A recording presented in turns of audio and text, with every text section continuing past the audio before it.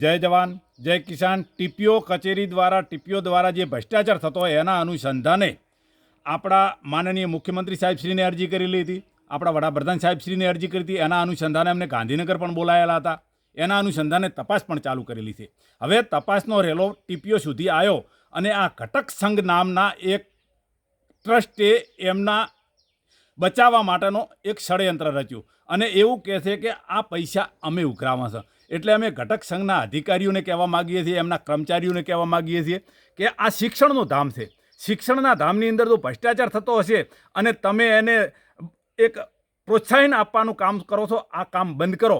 અને જો તમે સાચા હો તો આના અનુસંધાને અમે આના પણ પગલાં લેવાના છે. અને ઘટક સંઘની અંદર જે લોકોએ આની અંદર જે સમર્થન આપેલું છે એની પણ તપાસ થશે. એના માટે પણ અમે આગળ આવવાના છે.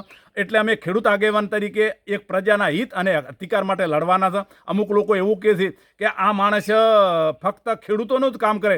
એટલે ખેડૂતોના દીકરાઓ અહીંયા ભણે છે, એમના દીકરાઓ ભાઈ ખેડૂતોના દીકરાઓ જ શિક્ષકો છે, એમના સાથે ભ્રષ્ટાચાર થઈ રહ્યો છે. એટલે તમે આવી અમારી કોમેન્ટો કરવાનું બંધ કરો. એમ જ તમારી ભલાઈ છે ઘટક સંઘના અધિકારીઓને. એટલે જય જવાન જય કિસાન.